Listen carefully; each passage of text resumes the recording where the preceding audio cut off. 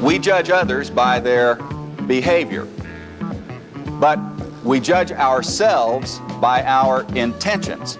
Now, what we're talking about is coming up with some ideas today which can be useful to you in communicating your ideas more effectively. Do you want to get some kind of feedback before the hostile Q&A session begins? Sure, and the only way you get it is by looking right at people and letting them respond. Even if it's negative, I think we want to get it so we know whether we're getting our message across or not. Here's the answer to the question, what do you do with your hands in front of a group? The answer is, don't plan gestures. Welcome to this Listen and Learn program, filled with useful information. This session is designed to sharply increase your awareness on the subject and give you ideas and knowledge that you can put to work right away. As with all Listen and Learn programs, you hear from the experts, people who have already been there and who have had success. Of course, we can't hope to present everything there is to know in a short session like this, but we will give you all the important highlights so that you'll have a good overview when you've completed the session. For more information, listen to the message at the end of this cassette. Okay? Let's begin.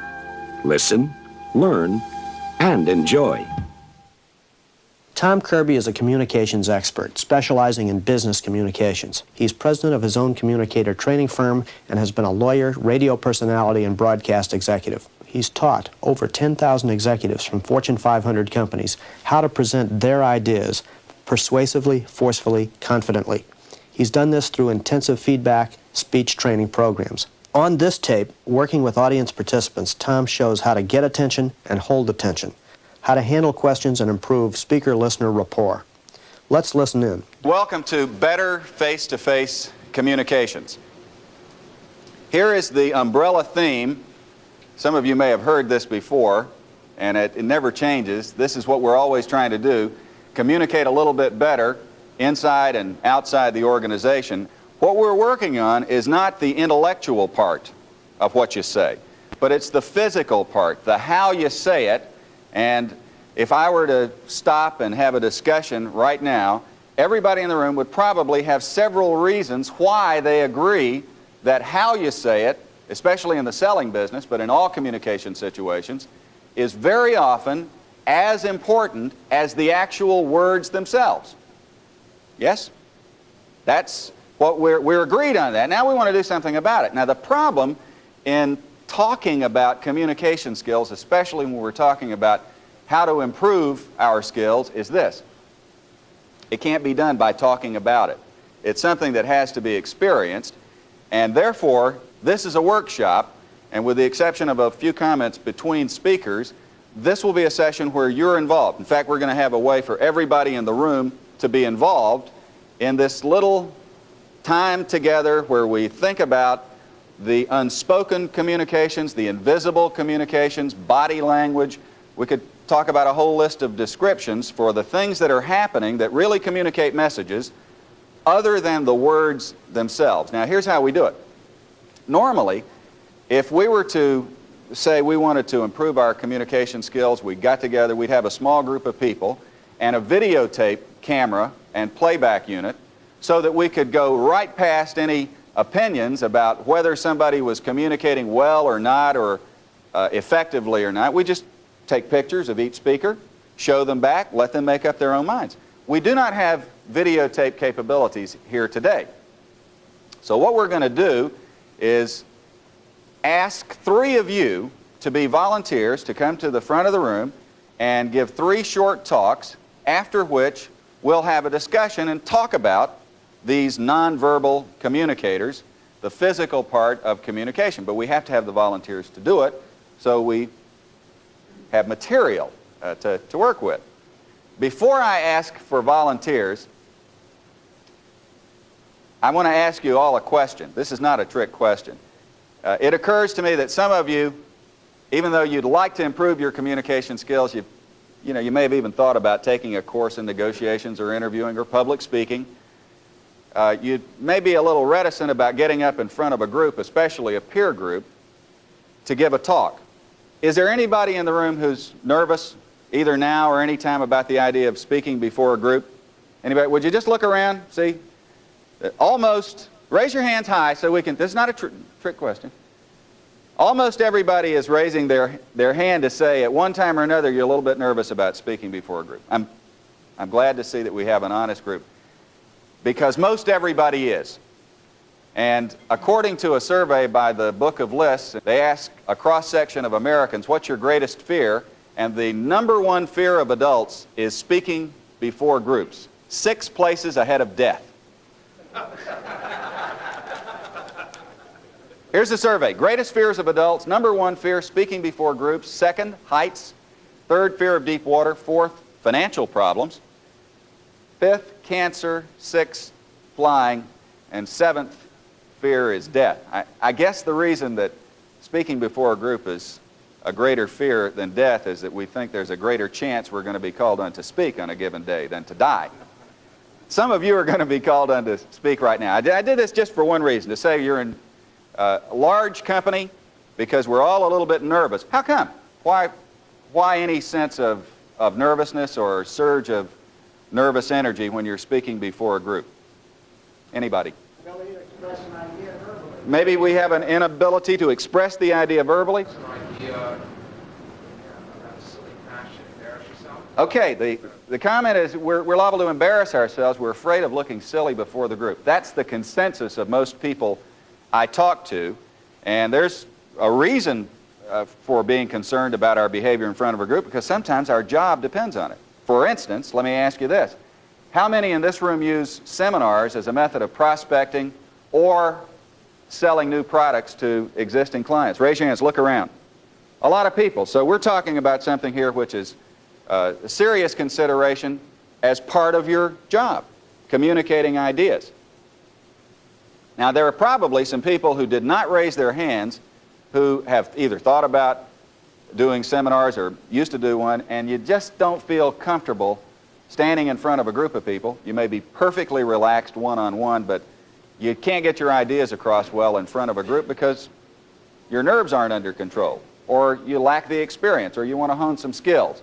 What I'd like is a lot of you to volunteer so that I can then pick 3 volunteers who will give 3 short talks. You won't be embarrassed. It'll be fun. It won't take long. And now could I see how many people will volunteer to participate? We're going to need a lot more volunteers for me to feel like you're interested. Raise your hands high. 3 volunteers. I'll tell you the subjects in a minute. They're very simple. All right. There's 1 volunteer, and your name is? Ken. And Don is our 2nd volunteer. How come no women are volunteering? There's 1. Are you going to volunteer? No? Settles that. And that was enough. Okay, fair enough. Mark, Don, and Ken. Here's the first talk we'd like for you to give in front of the group. Introduce yourself. Tell us in less than 60 seconds your name, where you're from, something interesting that you're involved in, either at work or a project, but a talk of introduction that would help us get to know you a little bit better. I know you know a lot of people in the room, but assume that you don't know all of us so that you can make an effort to introduce yourself. This is something we're called on to do a lot in business and social situations, talk of self-introduction. So if you want to make some notes, feel free to do that so that you're organized about what you want to say, but plan not to bring your paper up with you when you give the talk. Here's what the rest of us are going to do. I said we could all be involved. What we're going to do is be the television camera and microphone so that each time one of our volunteers gives a talk, we will immediately have an instant replay and tell them everything we saw and heard, and perhaps in some cases it's not just seeing or hearing, but just feelings we get from the speakers as they communicate to us. Now, to help us stay on track, I've made a list of specific things we want to look for and listen for each time one of the speakers is up here. The visual signs will be signs of nervousness. Watch for that in case one of the speakers is nervous, and if so, let's tell them exactly what we saw, not just that they may look nervous, but how it manifested itself. We'll be watching the speaker's posture. Were they standing up straight? leaning on one hip, moving from side to side. Where were their hands while they were talking? That's the question most people ask in advance of a public speaking program. What do I do with my hands? Now, we're not going to tell the volunteers ahead of time, but we will tell them what they do, in fact. Then, this last thing we'll look for is eyes. What we mean is, where were they looking with their eyes during the talk? Were they looking at people in the audience? Did their eyes go up to the ceiling, floor, looking around the room? A good way to think of this is, did the speaker look right at me? Vocally, how was the volume, especially back in the back where Frank is sitting? We'll listen to see if every word came across crisply and clearly. We'll listen for inflection.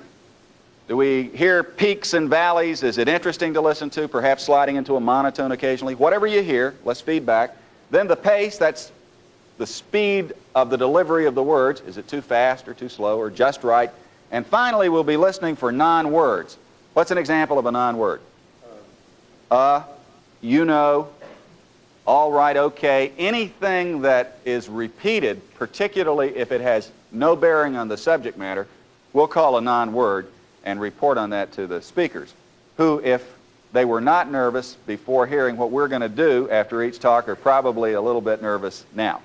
But this is all in good spirits, and we're going to keep all the comments very constructive, but very direct, so that our three speakers will benefit as well as the rest of us. Now, before we ask Ken to come up and give us the first talk, here is a contract for us. This is what I'm going to be working on. The three volunteers, I can promise you, are going to be better speakers and feel better about it by the time this session is over. Now, let's watch and see how it happens. Ken?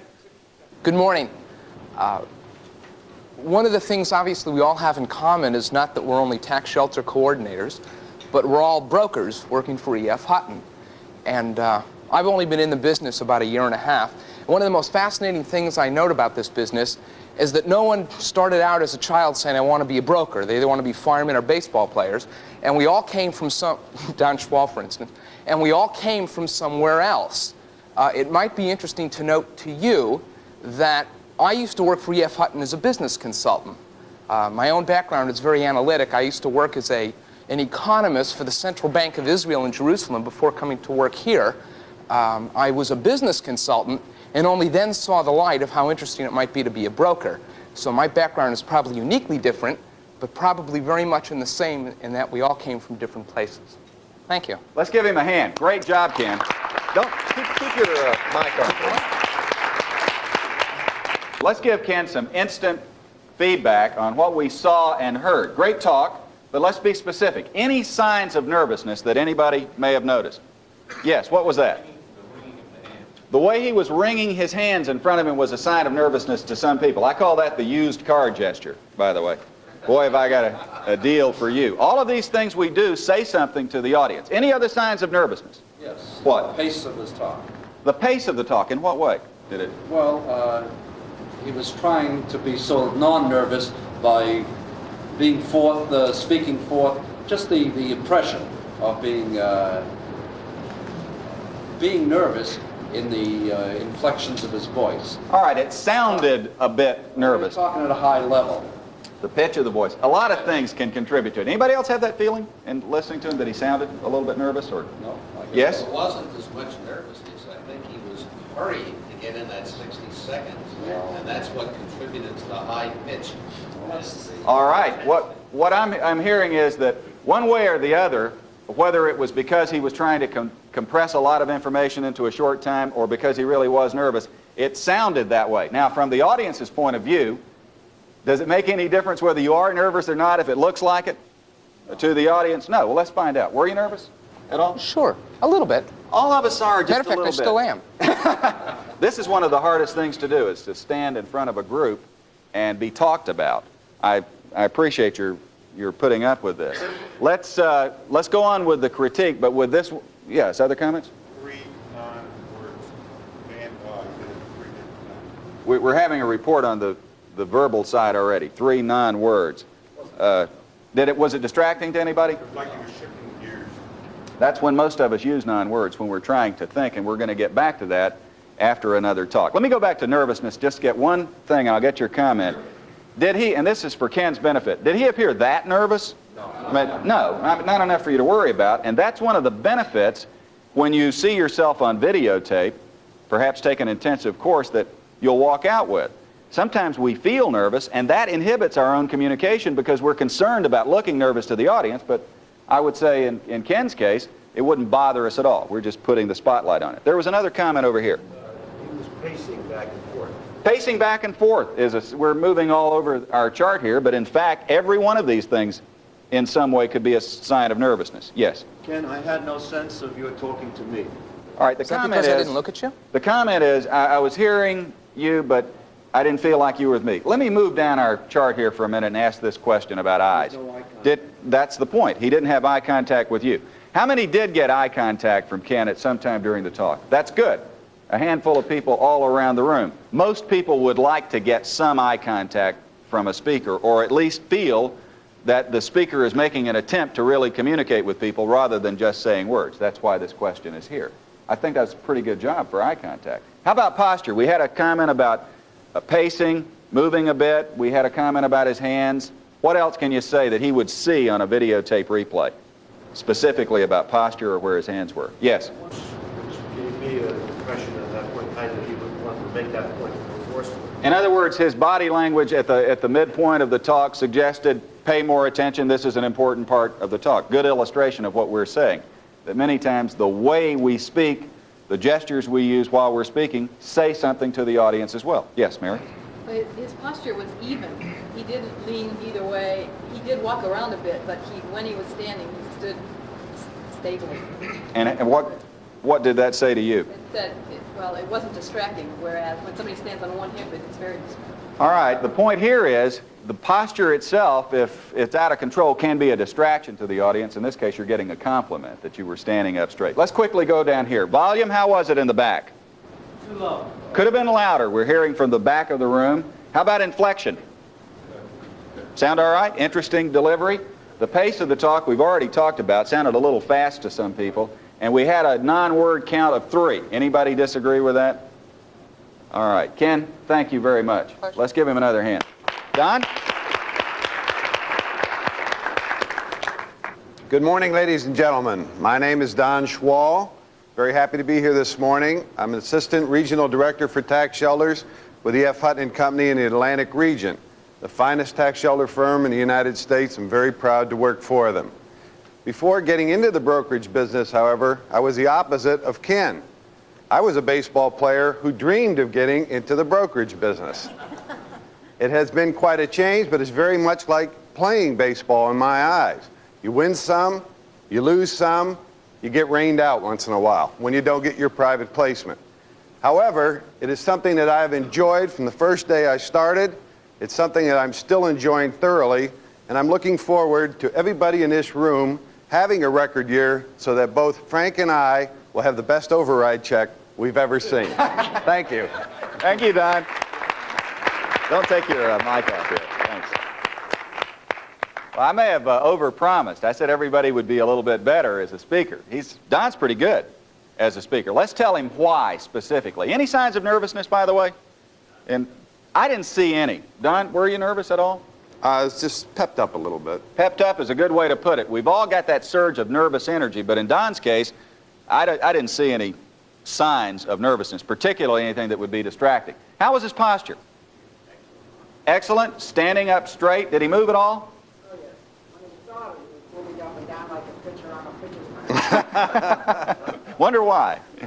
How should you stand in front of a group? Should you stand planted perfectly straight or move around? What's the significance of the fact that it feels better to you? We're going to come to that and cover it very specifically. Yes, comment over here. He stood there very erect with his hands straight. Are you saying at the beginning of this talk, that's how it appeared to you? The comment is that sometimes standing perfectly straight or appearing to be rigid can be a sign that you're uncomfortable. Why is that important, by the way? Why are we going over this every time?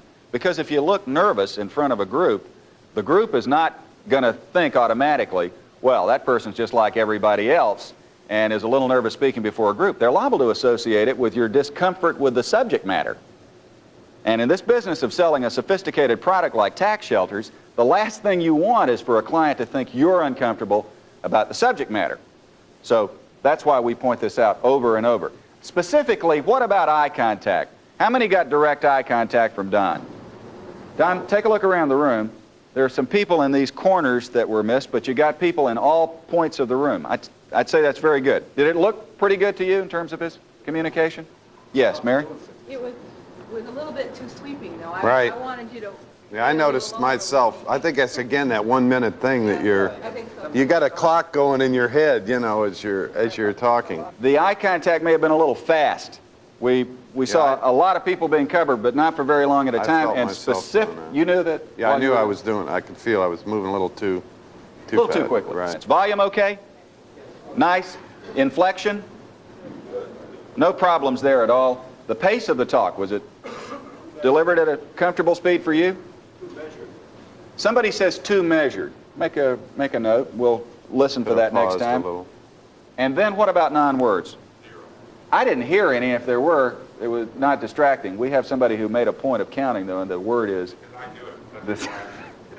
All right, you're watching for your own benefit. Don, thank you. Thank you. All right, just 1 second. What's this last comment? Don, you did something that I felt was very important for me, and that was you smiled. I think that's very important. I felt comfortable. You did not make eye contact with me, and yet I felt comfortable listening to you. Let me say one thing about that. We don't have the word smile on the list here because it's very difficult to teach people to do. But it's one of the nice things you can do when you start a talk because most smiles are started by other smiles. So if you're the speaker and you want people smiling, a good way to do it is to smile at them. Thanks, Don. Great job. Mark, anytime you're ready, 60 seconds. Good morning, ladies and gentlemen. My name is Mark Furstein. I'm with the New Brunswick office of E.F. Hutton.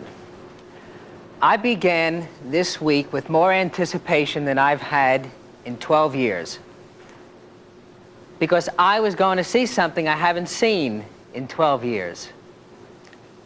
My top lip. I shaved my mustache on Monday morning, and this caused me more anxiety than I've had in any business situation in quite a time. I started slowly. I sort of liked what was emerging. And then when I was finished, I didn't like it anymore. I went downstairs and my 6-year-old son started to giggle. He said I looked younger. Well, when I started in the business, I was 23 and I needed some age. Now I don't need it anymore, but I still may grow it back. So thank you for letting me discuss it with you. Okay, thank you. Give him a hand. Did anybody do a double take when they saw Mark for the first time this meeting? I did. And let's take a vote. You like it off, or how many like it off? This is what I need, this kind of feedback. You gotta hear this now while it's important to you. I think we like it both ways, Mark, but especially... All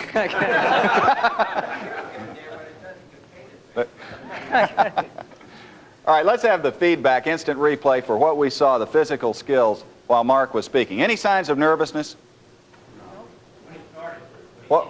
When he started, but it soon quit. All right, and when he started, but what was it specifically that he would see on tape if he were to see a videotape replay? Somebody said his upper lip trembling. What was it at the very beginning? Moving around in his hands. Hands a little bit tense looking, body language. Were you nervous? Yes. Giving the talk? But he says he was nervous, but was he that nervous? No, not at all. Very disarming, in fact, for us too. Posture, how was he standing? He was swaying a bit. Were you aware of that? I didn't know what to do. He said he didn't know what to do. We're going to tell you some ideas in just a minute. His hands, somebody mentioned that just briefly. What was he doing with his hands? He had them in front of him in our famous used car gesture. A lot of people stand in front of a group and put their hands in front like this, which we call the fig leaf position.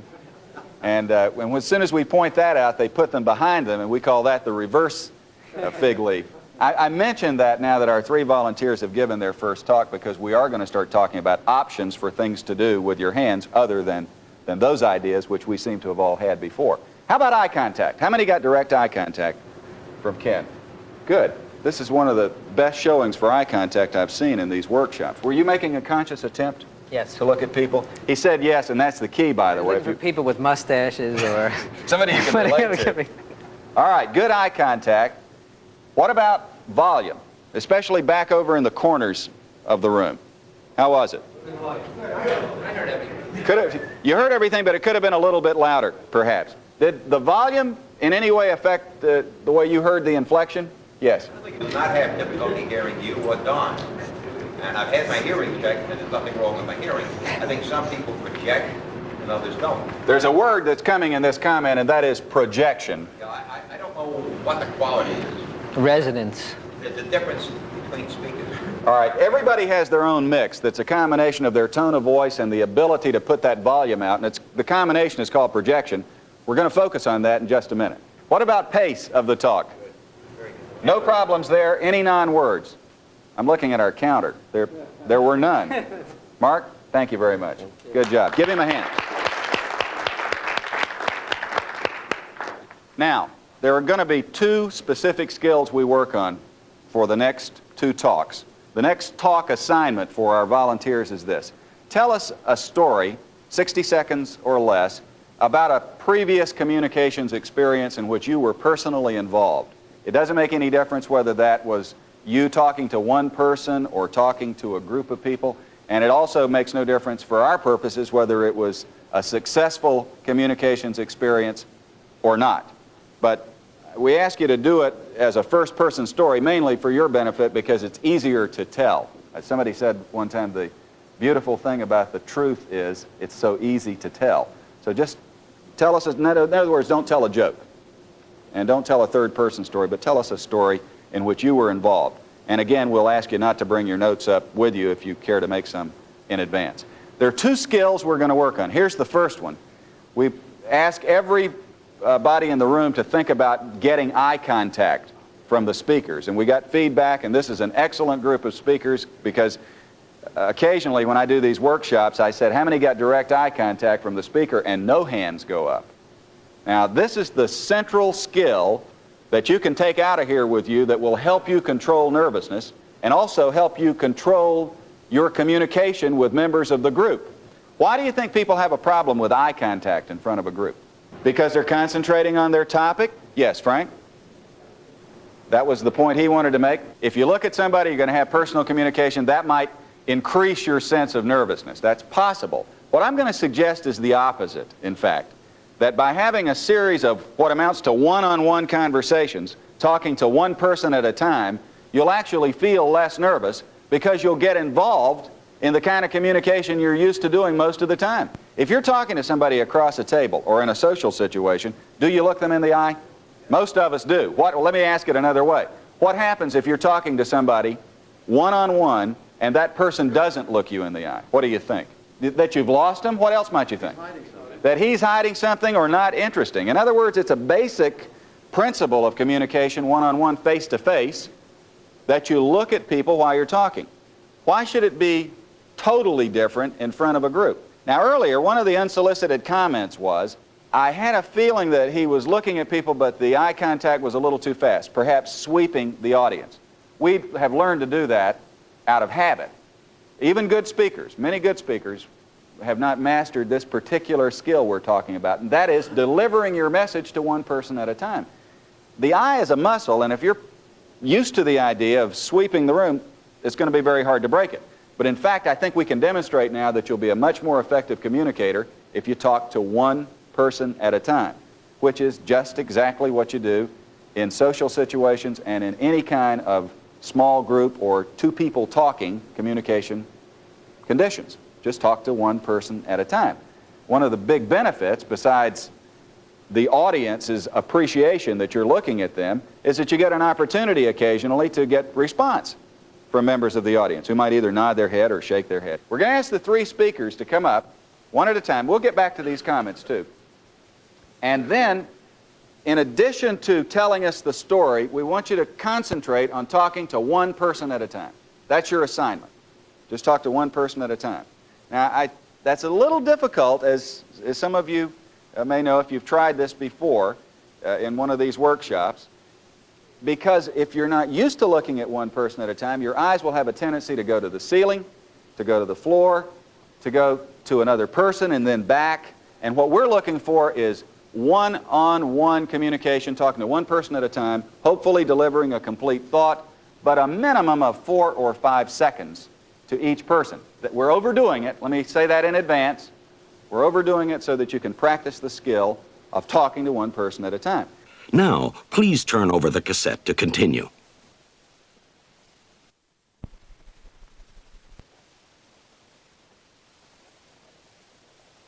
Now, the 3 volunteers, so they can concentrate on the subject matter. I can hear this going through their minds now. How are we going to know that we've talked to each person for 4 or 5 seconds or a complete thought? And the answer is we're going to help you. What we're going to do is ask members of the audience, especially through this middle section, to raise their hand. These will be the eye contact traffic cops, and your job as speakers will be to select one at a time people with their hands raised. And then, for instance, if my hand were raised, I was a member of the group, and you're talking to me, you would continue talking to me until the hand goes down. Now, those of you who have your hands raised, just count silently to yourself to 4 seconds or 5 seconds, 1001, 1002, and then drop your hand after 4 or 5 seconds. Now, that is going to seem like an eternity if you're not used to looking at one person for that length of time. It's not really very long at all. And then just drop your hand when they're through. Now, to make it more interesting, since there is this tendency to look away, if the speaker looks away while your hand is raised and he's engaged you in eye contact, then count for 4 continuous seconds, and if during the 4 seconds the eyes move away from you, start at 0 again. All right? That'll keep them honest and keep them locked in. Any questions from our volunteers? All right, now, beginning now, I'm going to feel free to interrupt if it's useful to help us along. Are you ready, Ken, for the first time? All right, Ken, select one person and tell us the communication story. Since many of us are here to talk about public speaking, it might be interesting to note that what I'd like to talk to everybody about has nothing to do with public speaking per se, rather with something very personal. Some of the best conversations I ever have are with my 2-year-old daughter. I consider them to be quite expressive and self-rewarding. One of the best ones I've had recently is when I came home one night, my daughter was in a frenzy, she didn't want to go to sleep, and we were sitting in the den, and I said, "It's time to go to sleep, Yardena," and she said, "No sleep." And I said, "Yardena, let's have a little talk about it." "Okay." And we had a little talk, and I said, "You've had a long day. It's been a very hectic day. You've done a lot of things. Tell me about some of the things you did." "Well, I baked, and I went to the pool, and I went swimming, and I helped clean the dishes. And when that whole thing was over, I said, 'You've had a long day. Don't you think it's time to go to sleep?' And she said, 'Yes.' And at that point, I took her upstairs, put her in her crib, and the night had begun." Nice story, Ken. Give him a hand. Leave that on for just a minute. All right, nice job. Sometimes I have to, and I said this earlier, I have to interrupt because people just won't, in front of a group, lock in on one person. I don't think Ken had that problem at all. Let's get comments from people that he actually spoke to. How did he come across as a communicator this time? Almost like staring me in the face. Put your nose right in my face. That was the only objection I would. The comment is that it's possible to overdo eye contact. What happens when a speaker just stays with you too long with eye contact? Nervous. I look away. Yeah, you can overdo that, and the person on the receiving end is probably going to avert his or her eyes to get away from it. That'll be a signal. Yes? Volume is significantly. It's very difficult to hear. I was aware that when I stopped. I thought about that. All right, on that point specific, now I have to take either blame or credit for that because I asked for these volunteers up here, but specifically when you're using this eye contact technique, if you'll select people in the back of the room to look to as well, you'll overcome this point that you're raising here, that we have a tendency to lower our voice when we're talking to people close up to us. Other comments about Ken's talk on this go-around? Yes? He could walk somewhere else, and he crossed the group transit. The comment is that this particular technique can look like a technique to the audience if you're not careful. And we're doing it for laboratory purposes right now, and it is a little awkward, but the ideal situation would be randomly looking at one person at a time and going from one part of the room to another. Not like a windshield wiper, of course, where you know, anything that you do that looks like a repetitive gesture or technique is going to bother the audience. Thanks for that comment. Other comments about the quality of communication from Ken now, besides the subject matter on this talk? Yes? Well, Ken was so focused on talking to one person that he stood in this fig leaf thing the whole time and kind of nodded forward to All right. the person. What you'd see on videotape is that we're going to, even though you're doing a great job with eye contact, we still have some options for doing other things with our hands besides the fig leaf position. And perhaps, if you saw yourself on videotape, you'd notice that you are, probably for emphasis, nodding your head a lot while you're talking. Yes? I noticed that you had your right hand clenched in a fist, hidden behind your left. Did you know that? Right hand clenched behind the left. I don't know what that... I felt much more awkward this time than last time because I had to focus in on certain people. All right. We're going to come back to that specific thing about hands in just a minute. Other specific comments before Don gives his talk? All right. Nice job, Ken. Thank you. Give him another hand. Coming up, Don. In every athlete's career, there comes a time when he knows he's reaching the end of the line, and it's usually caused by some event. It happened to me one day in Pittsburgh. I came into a ball game, bases loaded, 2 outs in the 8th inning. Harry Walker was the manager, and he came out to the mound, and he said, "Schwal, whatever you do, don't throw this guy a changeup. It's Jimmy Wynn. I managed him. The guy will kill you. Nothing but high, hard stuff inside."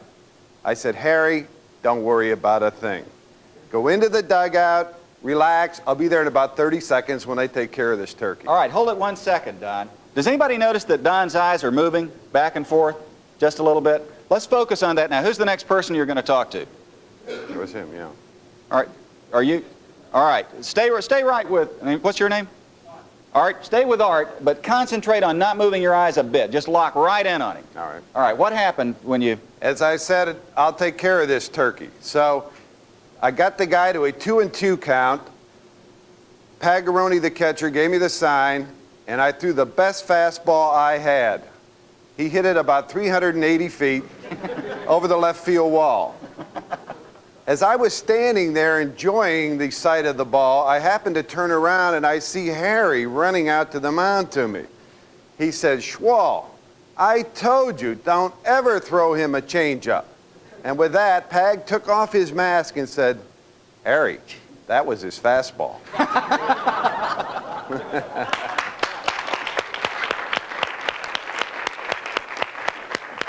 Good story, Don. Stand here for just a minute. Sorry I interrupted, but sometimes that's the only way we can change these little things, and the specific one we're looking for is holding our eyes steady, looking at one person at a time. Let's have some comments specifically about Don's eye contact in this talk. Shouldn't eye contact be made for a thought rather than artificially the way we're doing it? All right, what about the artificial nature of 4 or 5 seconds? Let me give a blanket apology. We're in a laboratory situation, and frankly, it's very difficult to get people to change without some device like that. But in fact, you're right.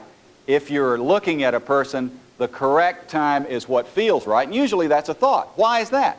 Because when I make eye contact with somebody in the audience and a natural point is being made, it's perfectly natural for somebody to respond with usually a gesture or a nod of the head at the end of the thought. But if you move your eyes away ahead of time, they won't have that opportunity. I think I was a little more conscious this time than I've ever been, you know, of looking at one person. Like, I think normally when I'm talking to a group, I don't really look at the guy in the last row like I had to there. I could feel the difference that I actually was looking at him. Let me thank you for these comments. Now let me wrap up and say something. Don, I'll let you sit down to listen with us for this, and then we'll...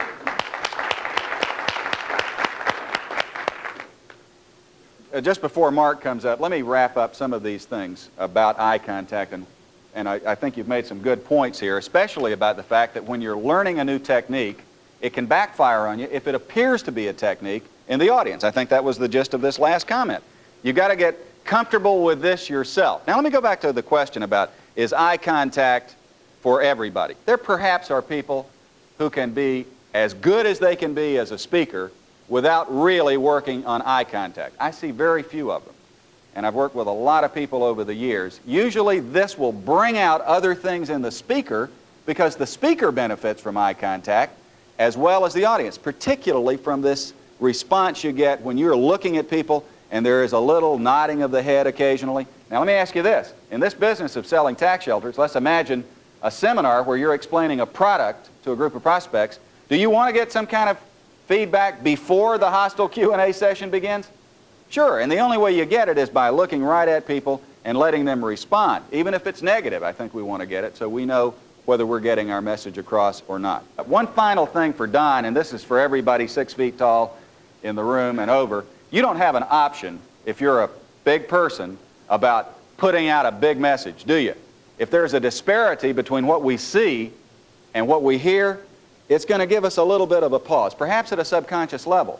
But in terms of communicating as an expert, when you give a financial seminar, you might want to keep that in mind in terms of volume and forcefulness. And the final point, and we're going to get to this in a minute with the last talk, is using your whole body with gestures appropriately for your size and for the subject matter. Let's let Mark give this talk, then we're going to have one last quick one and wrap it up.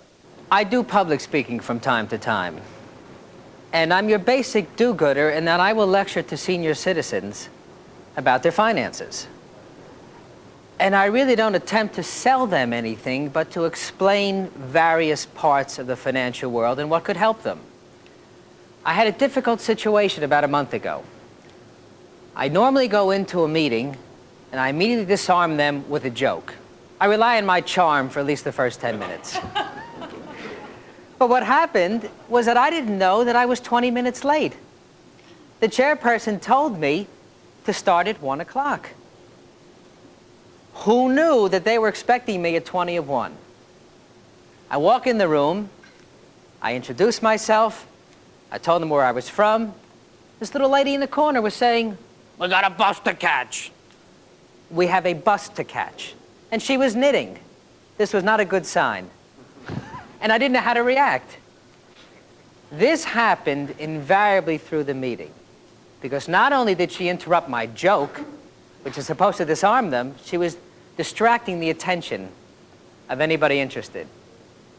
So what I finally did was I found a few people in the audience to be my friends.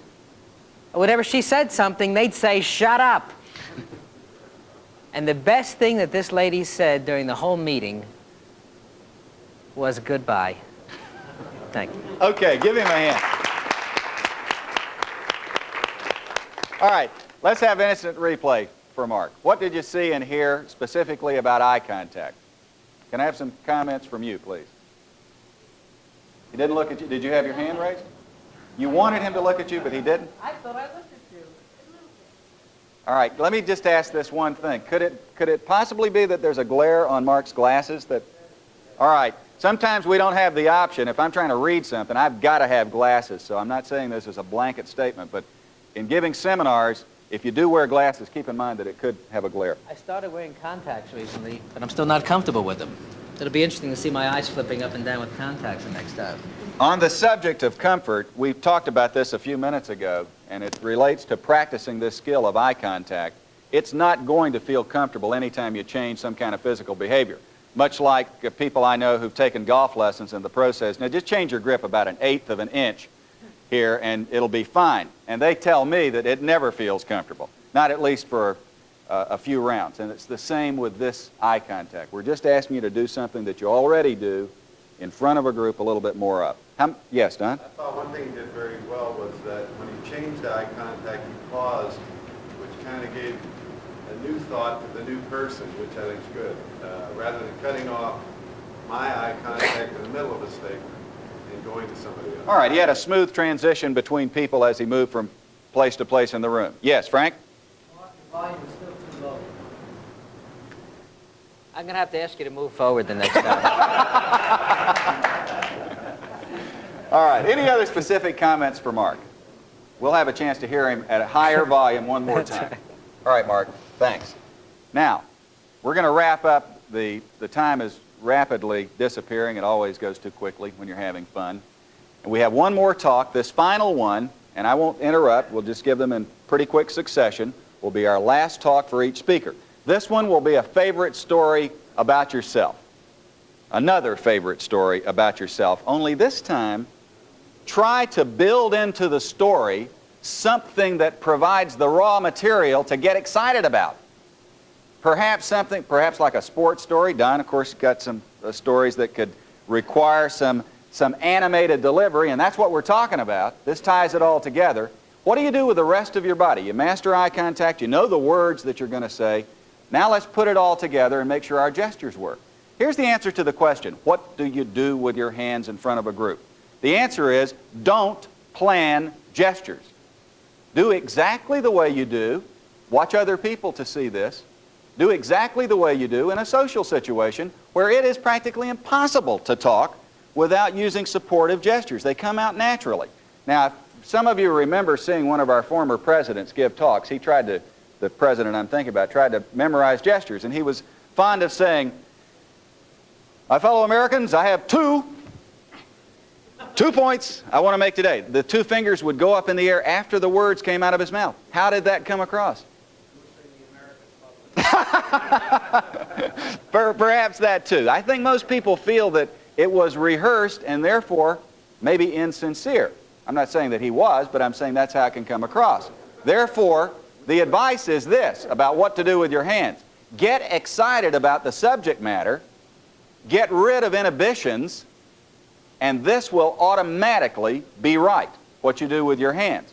Most of us, watch most speakers, we get in front of a group, all the pressure is up here, everybody, and there's only one show going on, and you're it, and the result is almost a reverse force that keeps all of our gestures in a little phone booth. We don't want to stick our hands out. Don, this applies to what I said about volume. You got to use this space to look natural. Now, across the desk from somebody, you can make them very nervous if you start waving your arms about. But in front of a group in a room this size, I can't use too much space. This is the appropriate gesture if we're talking about something big. I taught a group of bankers in Hartford, Connecticut a couple of years ago in a videotape training program. And one of the speakers came to the front of the room to give a talk, and he said, "I'm proud to announce that we're going to build a 9-story building in downtown Hartford."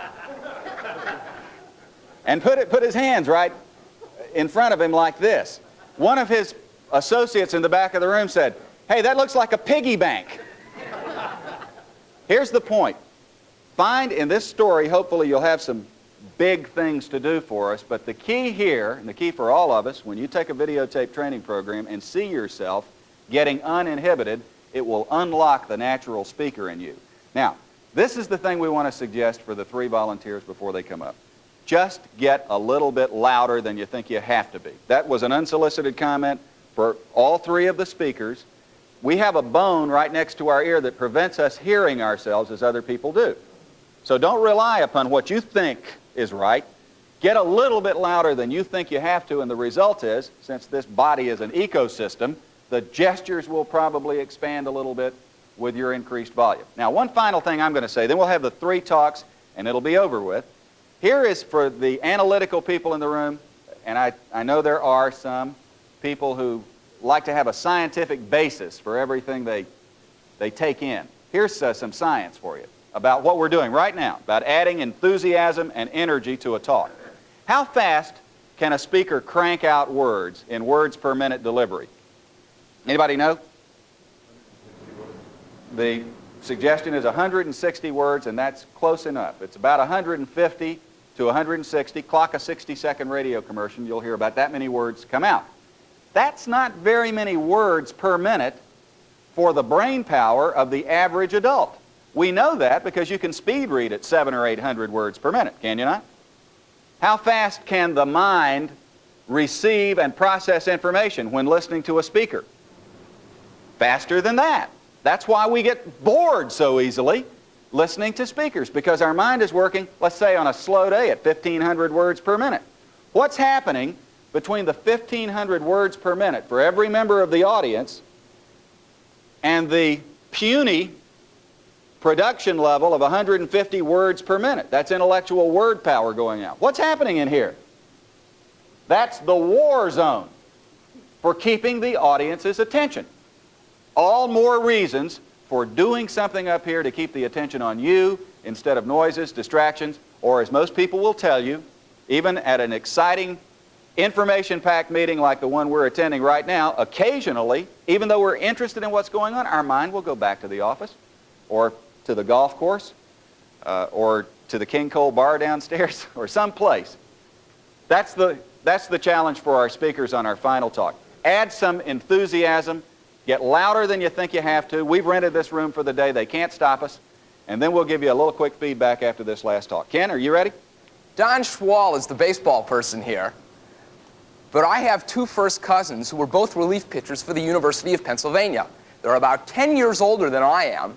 When I was about 8 years old, my cousin Harvey was just in his senior year of high school, and he was the captain, the cleanup hitter, and the catcher for the Clayton High School baseball team. And I had to be just like Harvey. So I convinced my folks to get me this catcher's mitt. It was terrific. It was big, it was soft, and it was designed actually to catch a hard ball, although I was a bit frightened of one. As soon as I got it, Harvey was somewhere, and his older brother Norty was in town. I called him up. I said, Norty, please come over and pitch some in. He was on vacation from U.S.A. He came over. We got in the driveway. I held the mitt up. He threw me his fastball. Not too fast, obviously. I was only 8. I caught it. Terrific.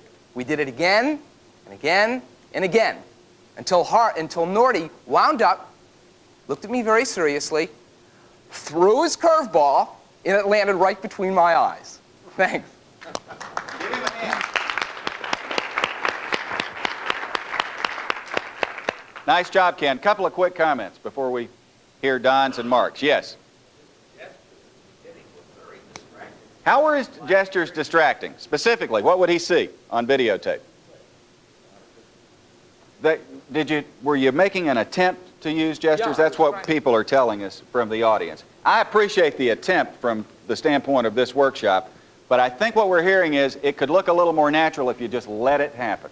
Just let it happen. The most effective kind of gestures are the ones that describe something, like the catcher's mitt, where you automatically put your hand out to show us.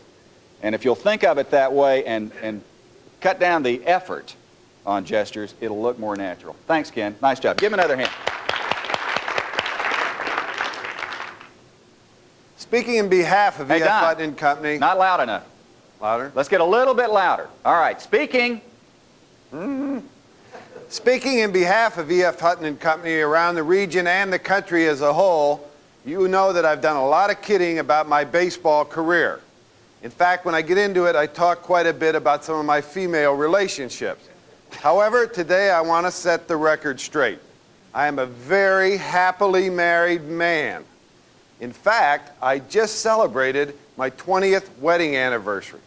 And at the dinner party that night, my wife confided something in me I think it's really fantastic. She told me that after 20 years of marriage, I still satisfy her totally sexually. I think that's quite a compliment. I know it's true, because every night when we go to bed, I say, Patty, would you like to make love?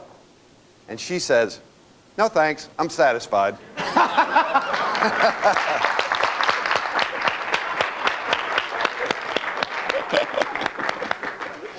Okay, Don. Thanks for the inside story. Let me ask just one question, and we'll let Don sit down. Great job on this talk. He's a good speaker to start with. We know that, but we're looking for that little extra millimeter of skill potential, which you can transfer to money in this business. Let me just ask one question. Did he get too loud? No. Don, that question was for you, because we can't hear ourselves, and I think if you'd bring that volume up a little bit more, it's more what we'd expect from seeing you here. Any other specific comments for Don? Yes. I would have liked to see his gestures that big, too. It would have been okay. Yeah, I think I probably do like you. I think I'm so big probably that I'm afraid to really, Just try stretching out right this minute. You see, sometimes this looks natural to everybody else in the room, but in front of a group, remember, we're still concerned about our image, and we don't want to look silly. And if we feel inhibited about doing something like this, we're probably not going to do it in front of a group. That's the point. Don, I'd give anything if we had videotape today just to get some of the comments captured visually here. Thanks very much. Okay, give him another hand. I must admit that some of my most animated stories have occurred not in baseball, not in track, not in cross country, but in the market, practicing my chosen profession. Before I got involved in tax shelters, I did a lot of naked options. I sold calls when the market rose, and I sold puts when the market declined, in that order.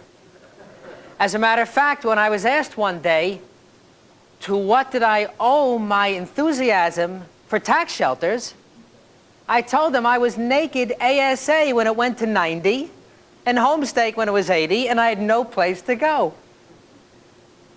And the incentive was that one day I was on the phone with a client who had just had a very large margin call. Those are the days before super restriction, or when there was super restriction. And he said, "What are you doing to me?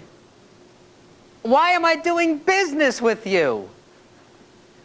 Why are you talking to me now? Discuss this with my attorneys." And this went on and on. I decided I needed shelter. So here I am. Okay. All right, let's have a couple of quick comments for Mark. How about this talk compared to his previous two? Any difference? Volume is up. What else? Gesture's better. Does that mean, I don't want to put words in your mouth, but more natural? I think that's how it looks to me. Most people are nodding their head, yes. Yes. The mustache is coming in a little now. We have a very observant audience here today. Any other comments? Yes. And a great smile. Always does. Mark? Real story. Mm-hmm. Is that a goal I'd want you to seek, or in your opinion, you have the The question I'm hearing is, on the telephone, do we want to communicate with the voice only? I don't know. I don't spend as much time on the phone as you. Well, I don't know if that's a desirable goal. I think if you were to think back over the things we've been doing today, and as I think of it right this minute, I'd have to say no. That the voice alone is not the communicator. By the way, what he said was, watching people in the office on the telephone, where there's nobody, at least on the other end of the phone, seeing it, there's still a lot of gestures going on, a lot of pounding the table and shaking fists and pointing in various directions. If that helps you communicate a little bit better, I think it's great. In fact, a survey was done recently about people listening to others on the telephone, and the result is you can tell on the phone whether a person is lying faster than you can in person. Now, to me, that says there are all kinds of hidden things, including pauses, tone of voice, the way you feel coming through. Remember a word from the 60s? Vibes, vibrations. We're getting that all the time. It's part of communication, and I think we're stuck with it. Yes? I think everyone in this room can communicate on a one-to-one basis, and yet some people have trouble public speaking. And I think it's because I know I did until I remembered the application of the KISS rule. I think many people seem to believe they have to use a different vocabulary, a different grammar if they're speaking before a group than they would on a one-to-one basis. And they get fouled up in thinking what words to use and the grammar rather than the content. And I think that's the biggest problem. And I think if you keep it simple, it works. I agree. Keep it simple. It's really communicating one human being to another, and a lot of the things that we have done to try to enhance public speaking have backfired on us, if I hear what you're saying correctly, and I agree. Our time is up. Let me just say one thing as we leave. We've talked about two simple skills. We've done them in isolation. The key is to put it all together. One is look at people, human beings, eyeball to eyeball, complete a thought before you move on to another person. That's number one. And second, put some energy in it. You believe in what you're saying. Let us know that with some enthusiasm. Thank you very much. Thank you. Before we sign off, we want to invite you to send us your comments and suggestions for other programs you'd like to see. In return for writing us, we'll send you our latest catalog listing all of our materials. Just send your comments to Listen and Learn, P.O. Box 396, Old Greenwich, Connecticut, 06870. Thanks for listening. We'd be happy to listen to you, too.